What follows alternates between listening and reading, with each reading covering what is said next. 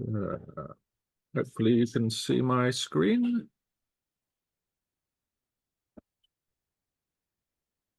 Okay. So, a pleasure to be with you and to talk about something a little bit different, I suppose. I guess some of the senses that were not mentioned in the summary we just heard, relating to the world of flavour perception, so the chemical senses, and the kind of way that the brain predicts energy density of foods in the environment, and is able to anticipate the consequences of consumption, often with, I suppose, a poor range of sensors available to it. So also the things that we should be able to sense or detect, it seems we cannot, surprisingly. I think sort of flavour is perhaps one of the most complex of our multi-sensory experiences, and perhaps also one that our brain has evolved for. And yet, thinking about the chemical senses and chemical sensing of taste, of smell, of trigeminal inputs, of pungency, the heat of chili, the cooling of menthol, say, is something that has not, until very recently, seemed to engage the interest of scientists. And here, one of the most famous of psychologists, William James, writing in 1892 of the food lover's prized possessions, says, taste, smell, as well as hunger, thirst, nausea, and other so-called common sensations need not be touched on, as almost nothing of psychological interest is known concerning them. And it doesn't seem, from the quote, that James perceives it as much of a loss. Better focused just on vision and on hearing, perhaps on touch, on the higher, the more rational, or what we might call the spatial senses. And that notion that the scientists don't seem to apply their understanding, knowledge, or interests to the kitchen is one that's captured by the Oxford, Hungarian-born Oxford Nobel Prize-winning physicist Nicholas Curti, who writes, while scientists on the whole enjoy good food and are often expert cooks, they seem to shy away from serious application of their profession in the kitchen. Could it be that they do not regard cooking as sufficiently dignified to deserve research effort using scientific techniques and methods? Elsewhere, he notes, we seem to know more about the what's going on far distant planets than we do what's happening on the inside of a souffle. So that flavour is not something that engages interest. And yet, I think there are good reasons for thinking about the brain, thinking about flavour, even for those who are not interested in studying it directly, given the quote from J.Z. Young in a proceedings paper from 1968, who notes that there is no animal that can live without food. Let us then pursue the corollary of this, namely that food is about the most important influence in determining the organization of the brain and the behavior that that brain organization dictates. He also notes that the brain's is nearly always, if not always, placed close to the point of entry of food into an organism, which he thinks is probably not coincidental. And that, I guess, the brain is the body's most bloodthirsty organ, using something like 20% of energy. So it's a very bloodthirsty organ, and one that seems to be evolved for the prediction of food or energy, or the essential things that are needed for survival. And that sort of it becomes very clear when one sees results like the brain imaging study from Wang and colleagues in 2004, shown on the bottom of the screen, where you have hungry participants whose favorite food you have determined. You stick them in the brain scanner and then show them pictures of their favorite food while hungry, while in the brain scanner. And you see they found a 24% increase in cerebral blood flow, a huge increase with the anticipation of food, much greater increase in blood flow in the body's most bloodthirsty organ, in relation to food than you would ever see in any typical cognitive neuroscience study, where you might see 0.1% or point something percent change in blood flow. Here, massive increase. That maybe also fits with this notion that the brain may have evolved for the prediction of energy for survival and for nutrition. It might also explain why, gastro porn and food porn are amongst the most searched for terms on the internet, and why food television is so popular if it really excites our brain. Of course, once the hungry participant is given the food that they so desire, then brain activity drops off dramatically, radically. Perhaps all the blood's going for digestion, or perhaps is thinking about something else instead. But the notion that the brain is sort of predicting, and the research suggests that even within 100th of a second of you seeing a scene, the brain has already decided whether there is anything worth eating in the scene, as it were, and then directs its visual attentional resources as a function of the energy density. So energy density is kind of predicted very rapidly visually, and then guides attention or allocation of humans. So the brain is wired for food and for flavor. And in fact, according to the late Gordon Shepherd, who has a couple of books, one on neurogastronomy and a later one, this one on neuroenology, he has suggested that wine tasting may activate more parts of the brain than any other human experience. Again, linking this notion that a key function of the brain is around the evaluation, the prediction of food and food rewards. That being said, while clearly the brain is wired for food, for attending to it, for predicting the energy density, that doesn't necessarily mean we can get a really good understanding, I think, of most of what's relevant to food behavior from sticking people in the brain scanner, from this kind of neurogastronomy, the brain on while eating. Of course, lying in the brain scanner is a very unnatural, very antisocial behavior, not the way we normally consume food, which is much more social activity in a very different posture. And so I think, given that it's pretty much impossible to have a great food experience when liquidized food is pumped into the mouth in a brain scanner, or while we have the headphones to blank out the background noise, and we are alone, it tells us something. It may tell us about the impacts of branding or of pricing on taste and flavor perception, but really little else.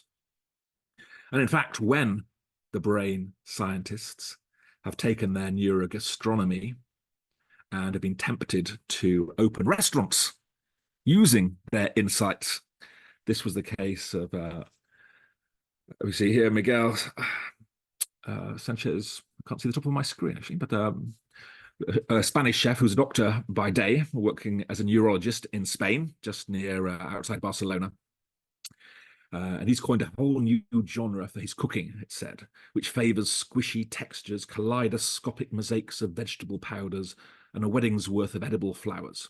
He calls it neurogastronomy, the brain on flavor, which embodies a holistic approach to food by means of a thoughtful study of the organoleptic properties of each ingredient. Or so says the restaurant's website. Organoleptic means perceived by a sense organ. I had to look it up. Frank Bruni on Romero after his restaurant opened up in New York City. Perhaps understandably, given this restaurant review, it closed down shortly thereafter. So I think there's sort of a gap here between the importance of the brain for sensing the nutrients and energy density in foods, and the capitalization of that knowledge or intelligence in the design of great food experiences. Now, on the other side, we have the chefs, and for me, it's been a real eye-opener after working in many different sectors at the interface between industry and academia for the last 27 years. that the chefs seem to have an ability to take the insights and the scientific understanding of the senses and turn it into fabulous, memorable, stimulating, sticky flavor experiences. People like Ferran Adria, formerly the world's top chef from El Bulli in Spain, where he writes once that cooking is probably the most multi-sensual art. I try to stimulate all the senses, doing so both on the plate, in the food and drink, but also in the environments in which that food and drink is consumed. The same notion comes from British chef, another former world's top chef, Heston Blumenthal, who was the owner of the Fat Duck restaurant in Bray, which is pretty close to Oxford, where I work. And we worked with the chef and the restaurant over the last 20 years now, I guess, on the interface of the science of the senses and culinary creativity. And if you were to go back 20 years, you'd find this chef, if you opened his menu in his restaurant, has a mission statement. And that mission statement, and what is soon to be the world's top restaurant, reads like something out of a neuroscience textbook, where he starts off, eating is the only thing that we do that involves all of the senses. I don't think we realize just how much influence the senses actually have on the way that we process the information from mouth to brain. So many things influence the way we perceive flavor, even just the acceptability of food involves basic tastes of sweet, salt, bitter, sour, and umami on the tongue and elsewhere in the oral cavity. Then these are broken down into what he calls subtastes, but we might call trigeminal sensory stimulants like spicy. Metallic, no one's quite sure whether it's a taste, a flavor, or quite what's going on there, and astringent, a mouthfeel. All that links together with mood and emotion, with storytelling. And then the brain, I think, does this wonderful job of combining all these sensory cues, which first come together in the brain and then projecting that experience as if by a process of ventriloquism, so that we as consumers are all convinced that we're tasting the food in our mouth and all its sensory properties reside there in the oral cavity. This is kind of a great illusion, I think, that the brain plays, and it's also led to a number of problems. But seeing mission statements like this and seeing the claims of people like Ferran Adria, it's clear that the chefs are really engaged in multisensoriality, in understanding how the senses combine. And that's sort of where I came in, not being originally interested in food, but working very much on multi-sensory perception with books like this from 2004, Cross-Modal Space and Cross-Modal Attention, and a Handbook of Multisensory Processes, also from 2004, both edited volumes. But of the kind of highlighting the great developments in cognitive neuroscience over the last 30 years, I guess, before the books came out, or trying to understand the rules of multi-sensory perception, the rules of sensory dominance and super and sub-additivity, Bayesian decision theory coming in later to the scene. But all these books only focus on the higher spatial senses, hearing, vision, and touch. There's only one chapter out of the 80 in these two books that actually speaks to the chemical senses, by Stevenson and Boakes in the book on the right. But nevertheless, for me, it's sort of exciting to think, can we take these easier to study senses of hearing, vision, and touch? Hearing and vision, of course, can easily be stimulated by a computer, and apply the insights and the rules of sensory integration to understand the chemical senses and provide insights that the creative chefs can utilize to turn the science in a way into delicious food experiences. And that has been our goal over the last 20 years of working in the world of food and drink, trying to take those rules discovered at the single cell level very often about sensory integration and apply them to the much more messy and complex world of food and drink to help understand why wine tastes the way it does to us in the bottom left, to explain the beetroot and orange jelly dish served at the Fat Duck, kind of example of sensory dominance and conflict. And on the right, if we have time, I'll come to this dish from Denis Martin, tuna, white chocolate and wasabi, and a hugely complex flavor experience, and somehow the brain manages to take the tastes, the textures, the aromas, the trigeminal hit of the wasabi, and localize each of those sensations detected by a range of interacting senses, and localize them in our experience to the appropriate source. So I think, flavors evolve over time, and they're amongst the most complex of our sensory experiences across any of the senses. And so we have various books, Gastrophysics mentioned earlier, but also The Perfect Meal, and from a more food industry perspective, Multisensory Flavor Perception on the right, all trying to understand how the senses interact to deliver food experiences, both the ones that are you read about in the newspapers and in the fancy restaurants of the world, but then to think about how you take those insights about multisensory perception and apply them to real world food experiences that can perhaps help people to eat more healthily without having to add so much sugar, or for the elderly who've lost their ability to sense, taste and smell, or for those post-COVID, what can we do to substitute for those missing senses and avoid people engaging in very unhealthy behaviors. And one of the things that comes out of thinking about our chemosensory perception in the world of flavor is both its complexity, so it does engage all of the senses, pretty much like any other kind of perception we have. Sight, yes. Sound, yes. Taste, of course. Smell, but also touch and pain. All of the senses combine in multisensory flavor experiences. And yet, our experience of flavor of food is something that's mostly studied just in the moment when people are tasting something, when they are sensing their food or drink in their mouth. But equally important, I think, are also the expectations or the predictions our brain generates prior to consumption, and then the memories thereafter, following consumption, of what it is that we have eaten. Because it's our memories of flavors that will determine perhaps whether we eat that food again, whether we recommend it to our friends, and so on and so forth. So I think that the multisensory flavor experiences expand over quite a wide range of time, and yet most of the scientific research focuses just on that moment when the food enters the mouth. And perhaps the ultimate arbiter of whether food is good for us is taste, sweetness, signaling calories and energy that we need for growth, bitterness tasted in the mouth, signaling that a food may be poisonous and should potentially be avoided.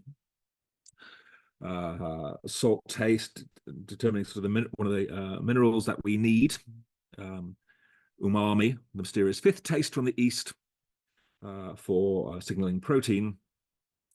So that's the ultimate arbiter, is taste. But of course, as organisms, we cannot go around the world sticking everything in our mouth to try and see what it tastes like. Does it taste good? Is it nutritious or not? Our brain has to make predictions, expectations about the taste of stuff using distal senses such as sight and sound in order to make more efficient our navigation through the food landscape. And it's those predictions that are driven by the eye that have intrigued us a lot over the years. Starting really with sort of a dish like this, which was served in the world's top restaurant, the Fat Duck, 20 years ago. It was amuse-bouche, a beetroot and orange jelly. You can see them there, ready for service. The waiter would come to the table and invite diners to have this amuse-bouche from the chef, a beetroot and orange jelly. And it would say, we recommend you start with the orange first. Diners would then, of course, as you would, I presume, start with the orange-looking jelly. And then a few moments later, the waiter would come back and say, were you listening to what I said? It's going to be a long evening tonight. I said, start with the orange. Why don't you close your eyes and taste again? And here, the chef has cleverly reversed the colors by using a blood red orange, which is actually purple, and a golden beetroot, which is actually orange, not purple. He's reversed the colors, expectations, and this becomes an intriguing experience for diners in the restaurant. Something similar, this visual dominance over taste and flavor, is one that we and others have a lot of fun fooling the expert sensors, the expert tasters. And in one classic study from Moreau and colleagues on enology students in France, they were able to show that when they miscolored a white wine red, people experienced red wine aromas rather than the white wine aromas and flavor that they were actually tasting. Because the brain sees that red color, that sets in place all the predictions. And as it turns out, the more experienced, the more expert the sensor, the more expert the wine taster, the more meaning they attribute to the color of the wine. The regular consumer just sees red, white, or pink rosé wine. The expert from the red color can infer perhaps the grape variety, the age of the wine, whether it was a hot summer when the grapes were grown. So much stronger predictions emerge from the expert, and that is why they are more easily fooled, as we have shown with about 120 wine drinkers, including journalists, winemakers, wine writers in Barcelona, when we served them white wine, rosé wine, and a white wine coloured identically to the rosé wine you can probably see in the bottom of the screen there. We ask people about the nose, the bouquet. We give them some descriptors to try and describe their experience on the palate of the wine. And our results, like those before, demonstrated that we use our flavour predictions based on the eye to infer our chemosensory experience. So in the top row, you can see the white wine. The different color bars represent the different flavors that were detected by our participants. So we're seeing a lot of tropical fruits. The middle row shows the rosé wine, which looks very different in color palette to the white wine, as you might expect. Suddenly, now the red bar is dominant, indicating that people experience a lot more red fruits in the rosé wine. And the interesting case is the one at the bottom, the fake rosé wine. It should, from a chemosensory perspective, look exactly like the wine at the top, but it does not. But nor does it look exactly like the rosé wine itself, because now we see a lot of purple coming up, a lot of floral notes, indicating the brain is trying to combine its predictions based on color with the actual experience and sort of creating almost these fictional flavors to try and make sense of the incoming data. But clear evidence of visual dominance over flavor. And as you go from left to right, from beginners to intermediates to expert tasters, one sees, if anything, an increased influence of the eye over the taste buds. So the more expert you are, the more easily you're fooled by your senses, at least when the psychologists come along to trick you in some way. Now, color is a really interesting one, not only because when we see color of food and drink, it might be the primary visual cue to help us predict what's going to be eaten, but it also can have different effects depending on where we see that color in. And in one of my favorite old experiments from the 1970s, though maybe the actual study is a bit apocryphal, but I think it goes back to the 1940s in the US of A. People were invited to a party, the lighting was dim, and they thought they're having steak, chips, and peas. But it's a bit hard to see what quite it was looked like under such dim illumination. Halfway through the meal, the evil host turned the room lights back to normal.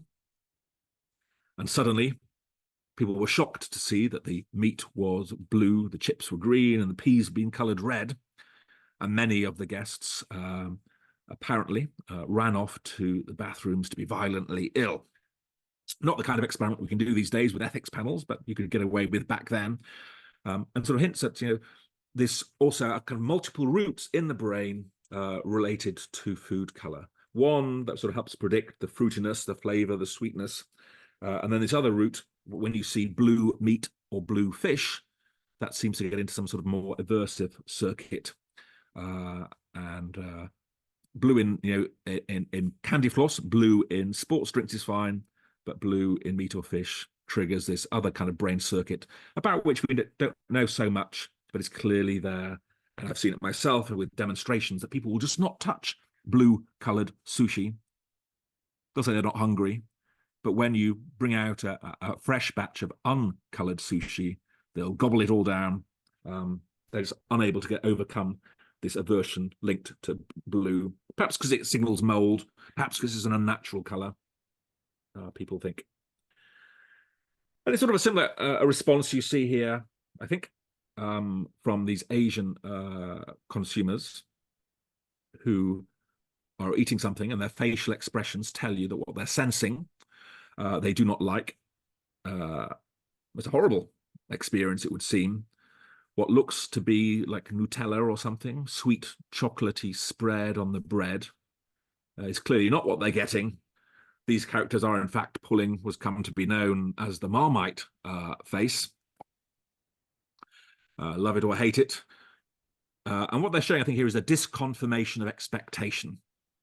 You cannot explain this response merely by analyzing the chemical composition of the food. You need to know what's going on in the mind of the consumer. And that's where the gastrophysics, the new science of eating, comes in. And it's this disconfirmation of expectation.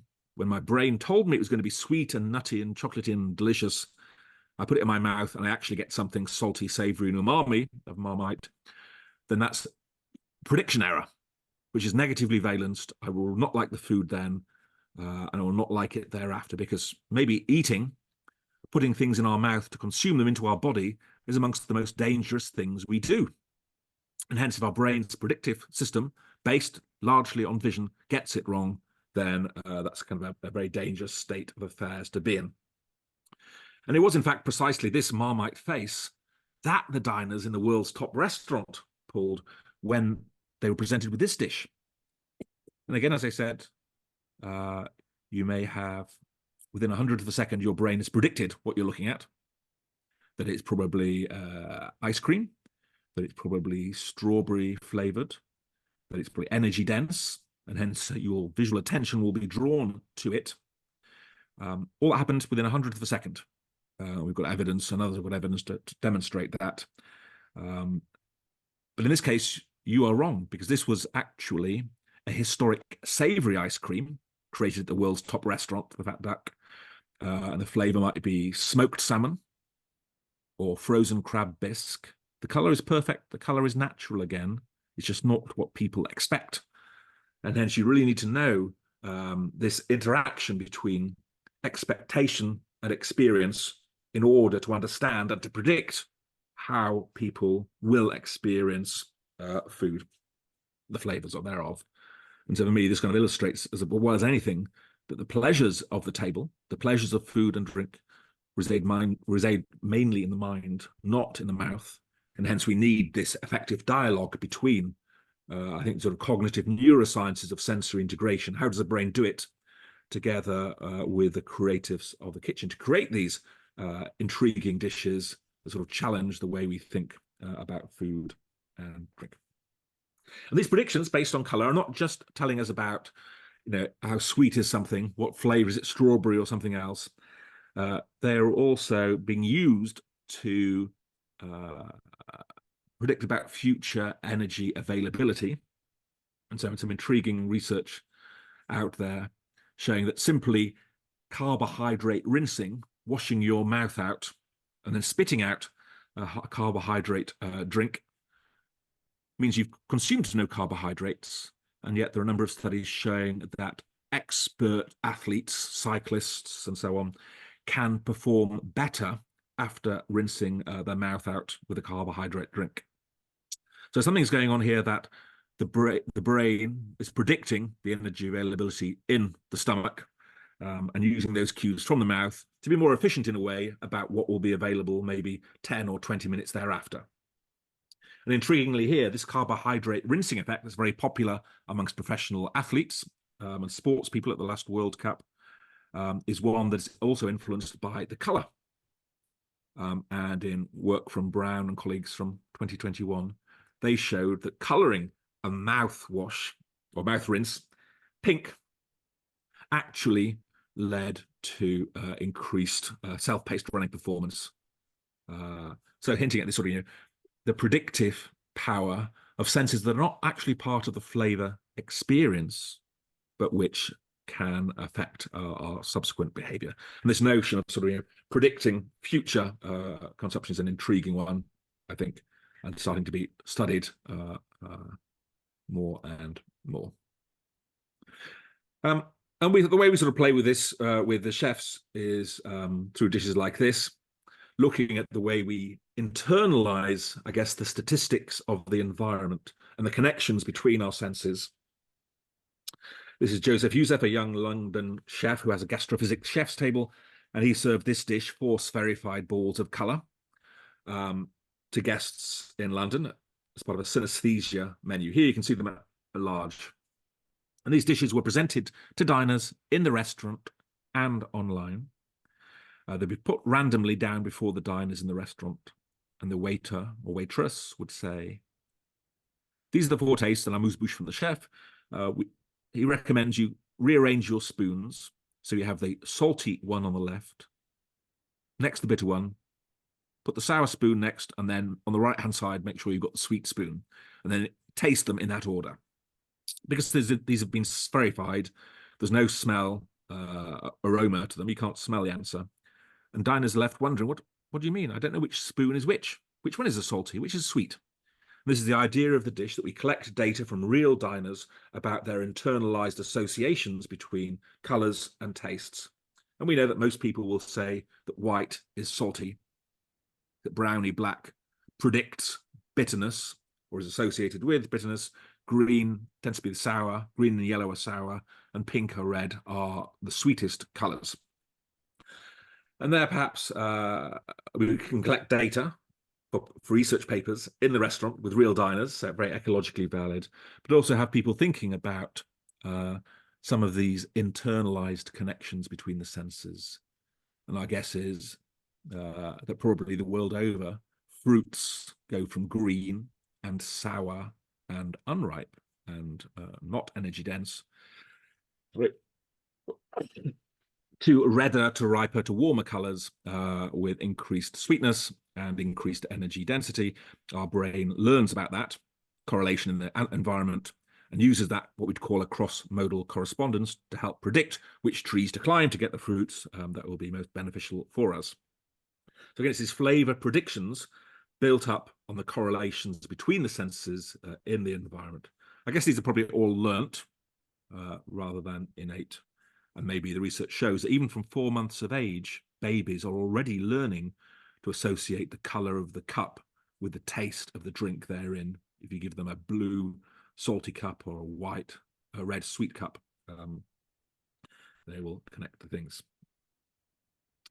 But I don't know whether the brain breaks down in some sense. I mean, that the color of food is used to predict flavor and energy density makes sense, I guess, is an intelligent behavior.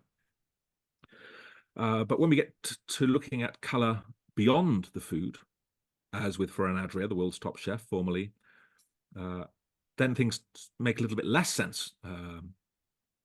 So this from a study where we served people a real strawberry mousse. Same people on the same day in the same place, eating a strawberry mousse from a black plate and then a white plate, or vice versa. 65 people or so in a test restaurant in Spain. Same people eating the same food in the same space in the same day, but what they say about it differs depending on the color and the shape of the plate. The white plate makes that dessert taste about 9% sweeter, 11% more flavorful, and 13% more enjoyable than the same dessert in the black plate. How can that make sense, that you can't taste the plate, but it can change the taste of the food? It's one that we're still trying to resolve what's going on there.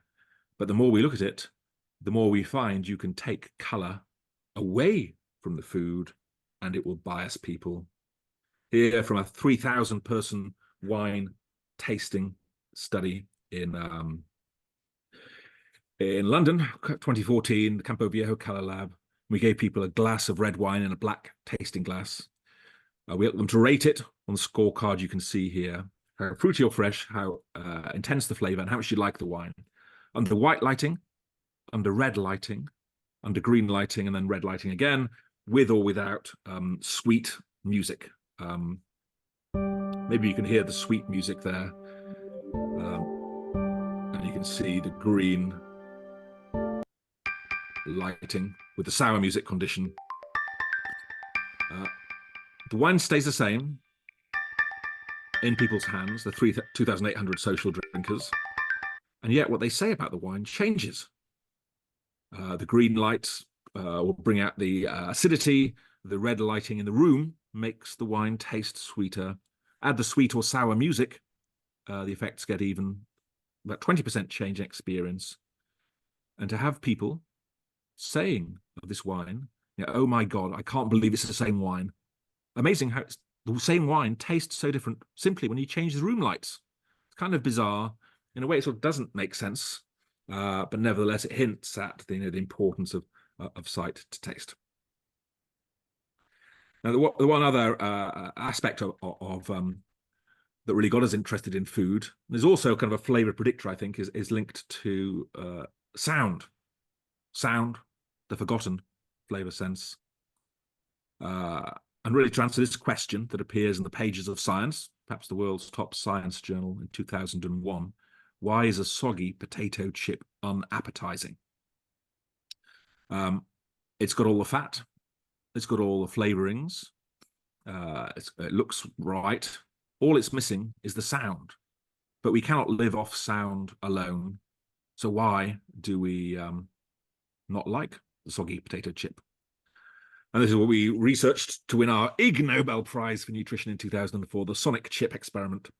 We were able to show that we could enhance people's enjoyment of the taste and flavour of Pringles by boosting the sound of the crunch as a participant bit into them in our gold soundproof booth shown there. And so many of our snack foods are crispy, are crunchy, are crackly. Texture, sound, really, seems to be a key part of our snack food consumption. We enjoy things that make noise. But why should humans enjoy eating food that's noisy, given that noise has no energy value? You can't live off noise alone. And our guess is perhaps that our brains are not so good at sensing the fat content of food. There's debate as to whether we do have fat or fatty acid sensors in the mouth.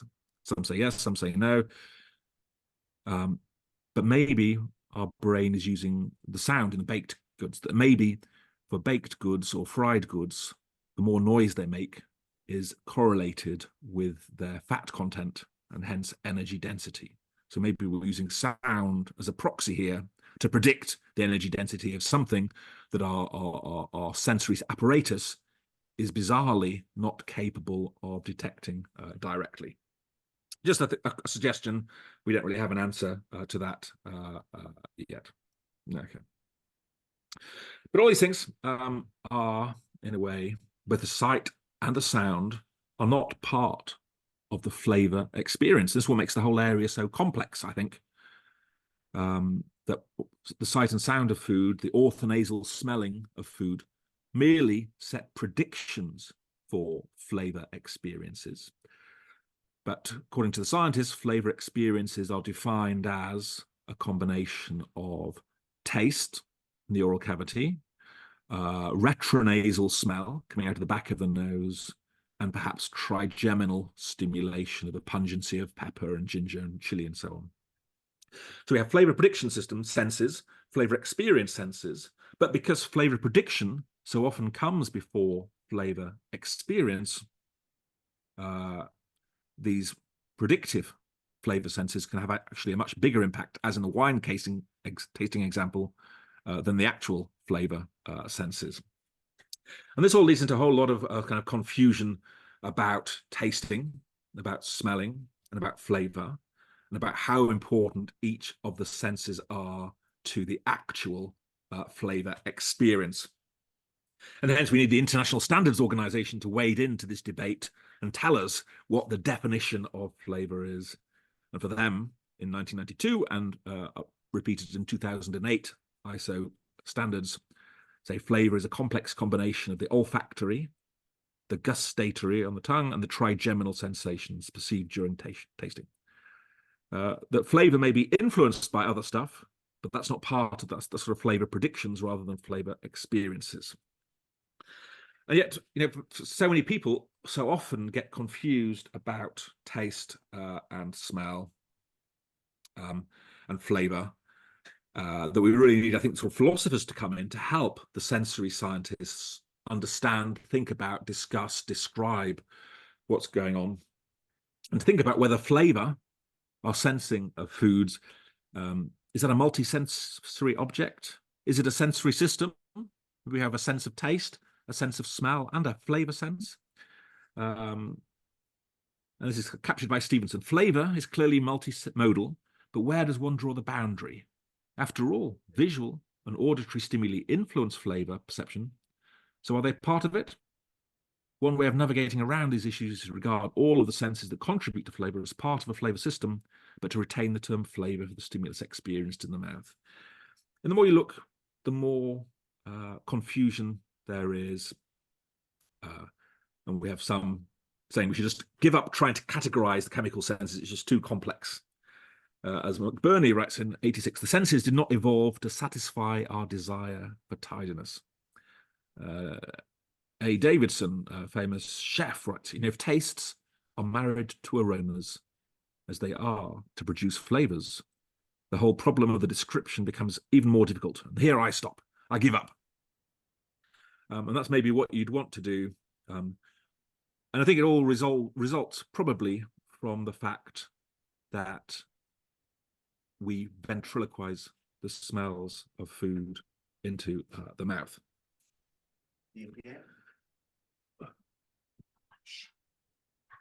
Okay. Okay. Thanks. Sorry. From the fact that we refer smells detected in the nose into the mouth, and that probably 75 to 95% of what we taste actually comes from the nose. And yet in our experience, we all think we taste in the mouth.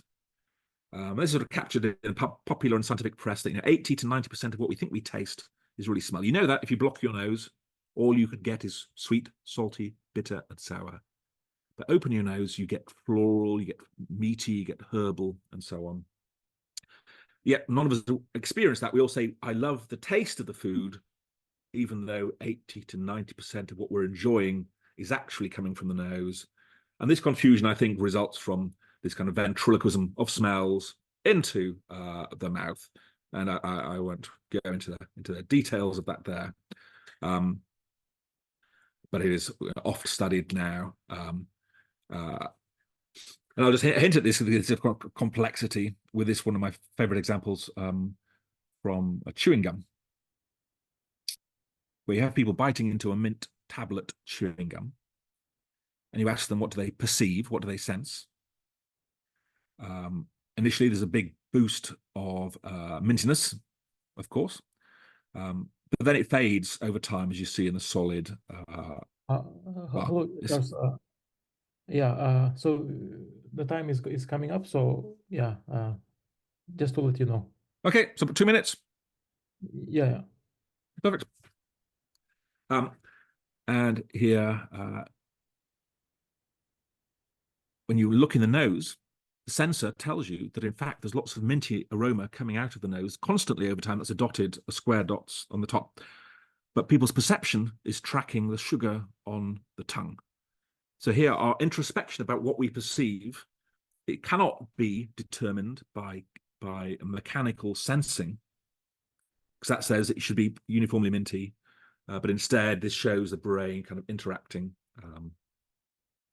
here. So just to finish up, I will just leave you with 2 examples, just hinting again at this sort of complexity of flavor, both in terms of the senses involved and in terms of the evolution of this complex multisensory experience over time. Here, somebody just holding a mouthful of wine in their oral cavity, and over 45 seconds, you can see all the different flavors, textures, tastes, and aromas that emerge, hugely complex. You might think, well, how are we going to model that experience? And that just leaves me with this, the dish I mentioned at the start, from one of the first chefs we worked with. It's a dish to be eaten in a mouthful, but there's an amazing sort of bite and taste experience that again hints at the complexity, where we have a cube of tuna, a little wasabi, and some white chocolate. First comes a hit of wasabi, then the tender texture of the tuna itself, and finally the slow, creamy, melting mouthfeel of the white chocolate. To experience that from this mixture of all the senses coming and going over time and attribute those tastes, aromas, and textures to the appropriate food source is a huge feat, I think, of multi-sensory integration, of object recognition, and of segregation, as well as integration to keep the flavors separate in our experience. They're evolving over time. They involve all our senses. And I think this distinction between flavor experience and flavor prediction is hugely important, but one that clearly confounds many of the researchers working in the area. And with that, I shall stop. Yeah, thanks, Charles. It's really eye-opening talk. So we do quite a lot of research about like robotic testing these days, but it turns out we need to move to the nose, to the nasal sensing. Yeah, it's a really great talk. We have like a few questions, like we have some time, like the first question is coming from Jing. She's asking about the cultural differences, effect of cultural differences on the taste. So I think that no matter who we are or where we're born, our brain uses the same rules of sensory integration to combine the senses.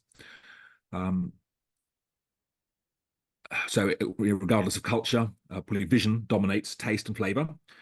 The sort of cultural element may come in terms of which colors set what expectations. I think pinkish red is universally sweet. But we do studies where we show people a blue drink, and we find that in the UK that sets expectations of raspberry, of Gatorade or slush puppy. The same drink in Taiwan sets expectations of Listerine and mint mouthwash. So it's the same color. It will dominate our flavor expectations and hence our experience, but which color means what is kind of culturally determined. So I think it's a bit of both, but surprisingly there are at least some sort of universals there. I think also probably regardless of who we are and where we're born, we'll all rate sweet tastes as round. We will all associate sweet tastes with high pitch, and that will occur not just across culture, but also across species. Because I think, humans, rats, chimpanzees, we will all, when we're born, we'll all stick our tongue out and up for calories, for sweetness. At birth, humans, rats, chimpanzees all stick their tongues out and down for bitter tastes, because it could be poisonous. And if you think about the sort of sonic gurgles people make with their tongues out and down, sort of different sonic qualities, and that's a statistic of the environment that's kind of entirely useless for us to know, but our brain can't tell the difference. It just internalizes all these cross-sensory statistics, and we can pick them up in research and then play them back to show that if we play a higher pitch sound, it will make food taste sweeter. I think that will occur across the world. In every country we've tried that work so far, but I also predict we can show, these effects in some of these effects in chimpanzees and in rats and probably other species too. Yeah. For me, he's asking a question about the AI. Can AI ever understand human tastes anytime in the future?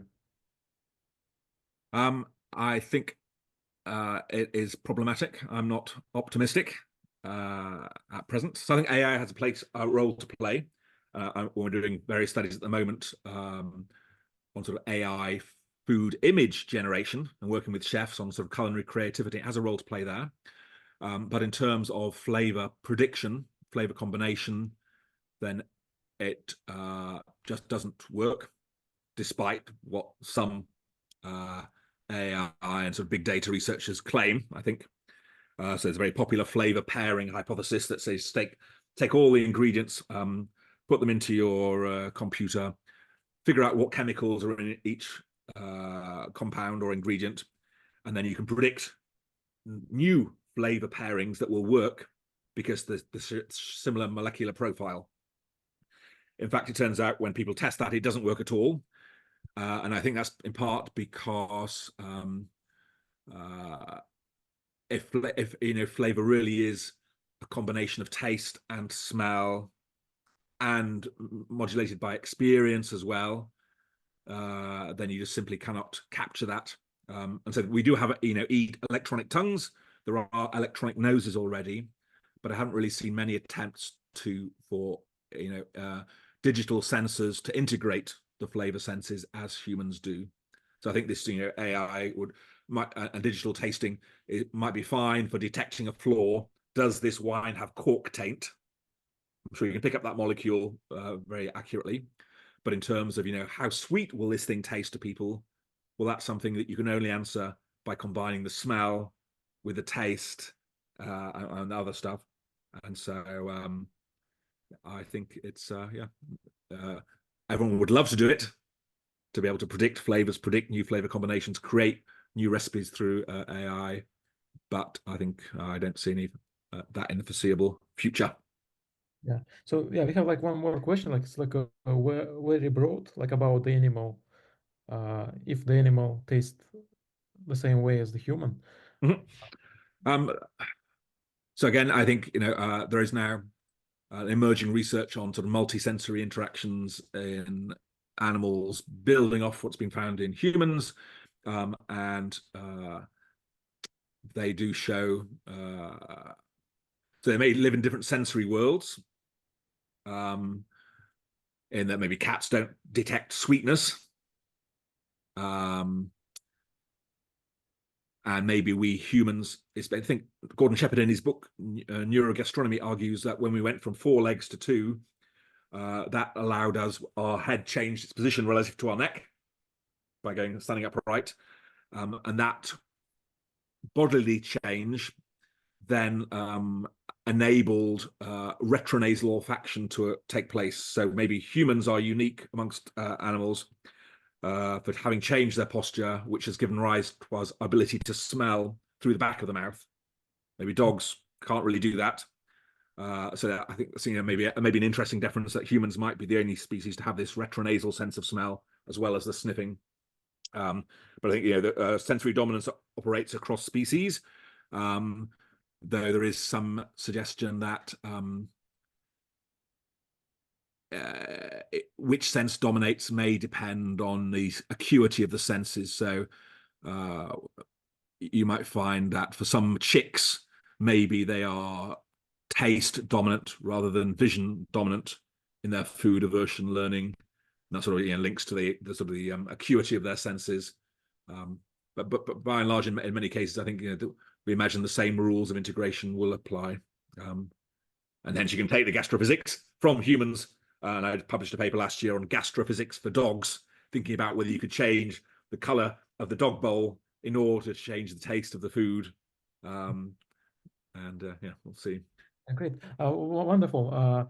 Now I think we have quite a few questions on the chat. Maybe we can have a look, maybe answer them directly. Yeah, it was great to have you with us.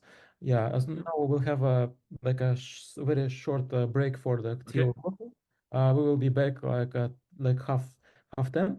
Then we'll have a series of short talks and then panel discussion at the end. So please stay with us, and then if you have time, of course, so we can have more discussions at the end.